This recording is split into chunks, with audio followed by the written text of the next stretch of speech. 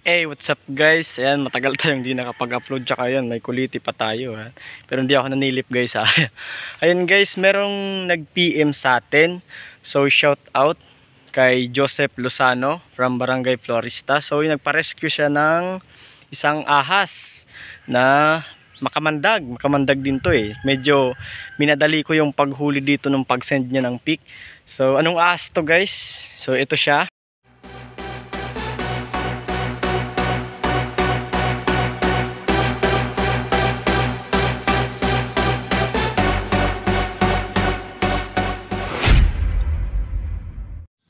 So ayun guys, balik kahapon pinuntahan ko nga kahit maulan, inabot kami ng ulan, and may distansya kasi yung bahay nila dun sa kalsada, dahil iniwan na natin yung motor. Nagpasama tayo sa kanang kamay natin, yan si Marvin, papunta dun sa kanilang bahay.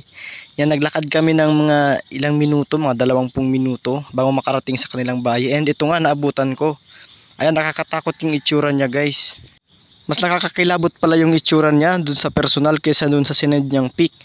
Yan, malaki na guys, mga 3 daliri yung pagitan. So medyo sanay na tayo makakita ng viper, pero ito nagulat talaga ako. Isa siyang female guys na temple pit viper. Yan yung kanyang tsura. Yung pangil niya talagang masakit na yan kung makakagat. Busog siya guys, may kinain siya. Ayan. Yung local name naman dito guys is dupong. Ito, buti hindi nasaktan ng pagkakahuli. Ayan, thank you sa iyo Sir Joseph. Ayan, Kuya Joseph. Ayan, follow natin, add natin siya sa FB. Ayan, nakuha na natin yung viper and ready to release. Salamat din Kuya Marvin. Ito yung habitat nila guys, talagang maraming viper dito. Hindi na to bago sa kanila. Kaso, ayun nga, malapit sa bahay, kailangan nating i-relocate. Guys, isa siyang Philippine Temple Pit Viper or Tropidolaemus sabanulatus. Itong ahas na to ay makamandag din. So sometimes pag nakakagat nito, yan, extreme pain, and yung iba nagkukos ng necrosis o pagkabulok ng laman. Ayan. So itong viper na to, buti na lang nakita niya. Maganda naman yung habitat sa kanila guys. Kung makikita nyo yung bahay nila, maganda yung paligid, very healthy yung kakahuyan. So natakot lang sila na baka makakagat nga. So nagpasya silang ipa-relocate. Yan, i-release lang natin to sa malayo sa kanila. Ayan, yung mataba na rin siya guys. Kumpara dun sa mga na-herping natin. Ayan, abangan nyo yung video ko dun sa TikTok. Napakalaki nung nakita nating viper. Yung viper na nakita natin last night is ganito din, pero mas malaki nga lang dito. So sila ay nocturnal o aktibo sa gabi. Kinakain naman nito guys mga palaka, ibon, mga ganito. Makain na to ng ibon for sure. And mga butiki at iba pang reptile na maliliit sa kanila.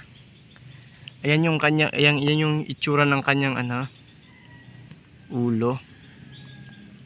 Ayan, and maiksi lang siya kumpara dun sa mga natin, Phlaboumaculatus. Yung Phlaboumaculatus natin mas malakas yung kamandag niya kaysa dito sa Sabanalatus natin. Ayan yung kanyang muka. Yan, na green, tandaan nyo na guys. So makikita siya dyan sa mga puno, taas, ambush type sila. Nag-aabang sila ng makakain. So ngayong nocturnal, palubog yung araw, so perfect timing para so kung makakita tayo ng ganito guys, wag nating papatayin. Napaka-docile naman nila, hindi naman sila agad nang-aatake. So yung gawin natin, kung kayang hulihin na, pero kung hindi, magtawag po tayo ng rescuer or yung mga marunong sa ahas, and i-relocate na lang natin kasi kailangan natin to dito sa ating kagubatan, yung mga ganitong klaseng And dagdag kaalaman lang, yung ilong niya, ayan yung ilong niya. Ayan, yung mapapansin nyo, may dalawa siyang ilong natural tapos may dalawa pang butas. Yan yung kanyang pits. Yan yung nagsisink ng init ng kanilang pagkain. Kaya kaya nilang kumagat. Halimbawa, hindi kayo gumagalaw, kaya pa rin niya kayong kagatin kasi nararamdaman niya yung ng buhay nyo, yung init. Ayan, so dadali natin to sa taas ng kahoy para i-release. Ayan. Siguro dito na lang guys sa taas. Hanta kasi taga naman siya. Yun. Ayan, sa pag-relocate naman guys ng ahas, kailangan walang bahay or walang dadaan na tao para hindi agad maano naman sila, mabulabog.